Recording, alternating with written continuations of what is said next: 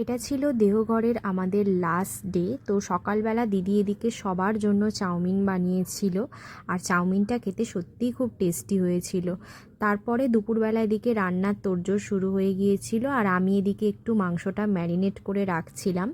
তারপরে আমরা গিয়েছিলাম একটা পার্কে, আর সবাই এখানে কিন্তু যাইনি, এখানে আমি, দিদি, জামাইবাবু আর দিদির মেয়ে চারজনে মিলে গিয়েছিলাম।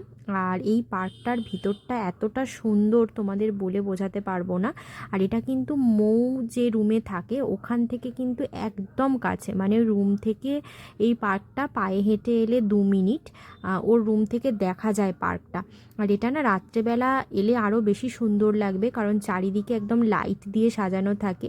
আর এই পার্কের সব থেকে যেটা ভালো লেগেছে, চারিদিকে এত সুন্দর ফুল দিয়ে সাজানো। আর এখানে কিন্তু বাচ্চাদের অনেক রকম চড়ার রাইড আছে, সুইমিং পুল তো আছেই, তারপর এরকম ফটোশ্যুট করার অনেক জায়গা আছে। সত্যি বলতে এই দুদিনের দেওঘরের জার্নিটা আমার কাছে অনেক বেশি স্পেশাল ছিল। আর এই দুদিন এত জায়গা ঘুরেছি, এত আনন্দ করেছি, চোখের নিমেষে কি করে যে দুদিন কেটে গেছে আমি বলে বোঝাতে পারবো না। আর বাড়ি ফিরেই দেখো এদিকে খেতে বসে পড়েছি। কাকিমা এদিকে অনেক কিছু রান্না করেছিল, লাল শাক ভাজা ছিল, তারপরে আরও 2 রকম তরকারি ছিল, আর ছিল মাটন। তো খাওয়া দাওয়াটা বেশ জমে গিয়েছিল দুপুরবেলা, আর রাতে কিন্তু মাটন দিয়েই রুটি খেয়েছিলাম। তো ভিডিওটা কেমন লাগলো তোমরা অবশ্যই কমেন্টে জানিও, ভালো লাগলে একটা লাইক করে দিও, আর আমার চ্যানেলটাকে কিন্তু সাবস্ক্রাইব করে দিও। দেখা হচ্ছে পরের ভিডিওতে।